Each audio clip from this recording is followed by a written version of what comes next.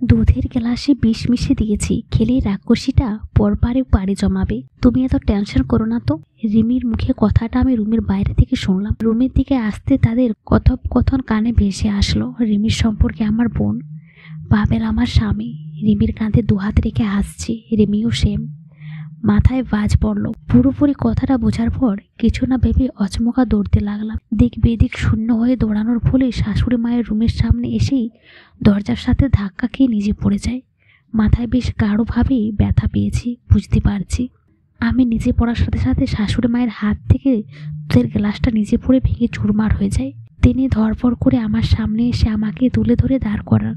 মায়ের চোখে মুখে উদ্বিগ্নতা। মা, আপনি ওই দুধটুকু খাননি তো? বলুন না মা, খাননি তো? নাকি খেয়েছেন? শপিং করতে গিয়েছিলাম, মাত্র এসে রিমিকে বলেছিলাম তেষ্টা পেয়েছে পানি দিতে। ও আমার জন্য দুধ 1 গ্লাস নিয়ে আসে। আমি পানি খেয়েনি। শাশুড়ি মা আমি আসছি বুঝতে পেরে ওনার কাছে ডেকেছিলেন। দুধটুকু আমি না খেয়ে ভাবলাম মাকে দিয়ে দেব, তাই ওনার সাথে কথা বলে রুমের দিকে আসছিলাম।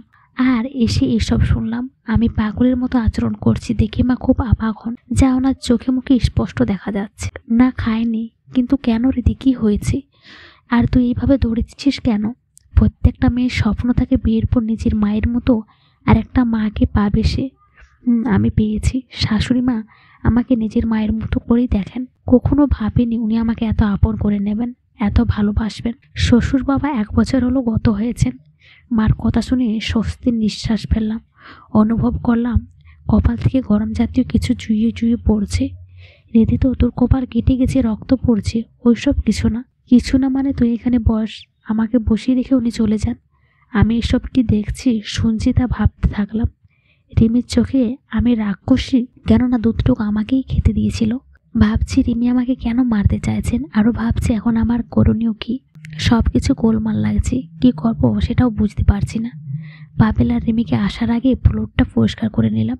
শাশুড়ি মা ততক্ষণে চলে আসেন। কপাল কেটে গেছি সেটা দেখছিস না? ব্যথা নিয়েও ফ্লোরে কেন মুছতে গেছিস? আমি তো পারতাম না। মা দেখি এইদিকে আয়। মা আমার কপালে ব্যান্ডেজ করে দেন। এমন সময় দেখি পাবেল উপর থেকে নিচে নামছে। আমাকে দেখে এমন ভান করলো যে আমার এই অবস্থা দেখে সে কষ্ট পাচ্ছে। রীতি, কি হলো তোমার? কপাল কেটে গেছে কি করে? শাশুড়ি মা আমাকে কিছু বলতে দিলেন না। আমি ভয়ে আছি। এখন তিনি কি না কি বলে দেন। ভাগ্যস মা জানিয়ে ভয়ে ছিলাম সেটা কিছুই বললেন না। আরে দেখ না, দরজার সাথে ধাক্কা লেগে এই অবস্থা। মা একটু কেটেছে, ভালো হয়ে যাবে। রীতি, ঠিক করে চলতে পারো না? কি বলবো বুঝে উঠতে পারছি না। পাবেলের দিকে এক দৃষ্টিতে তাকিয়ে থাকলাম। চোখের সামনে আরো একটা দৃশ্য দেখতে পাচ্ছি, সেটা হলো পাবেল রিমির কাঁধে দুহাত রেখে আসছে। ভুল দেখলাম নাকি সঠিক, সিদ্ধান্ত নিয়ে পড়ে গেছে। পাবেল ব্যস্ততার ভান করে বলল, আচ্ছা আমি আসার সময় ওষুধ নিয়ে আসবো। গল্পটা ভালো লাগলে অবশ্যই কমেন্ট করে জানাবেন।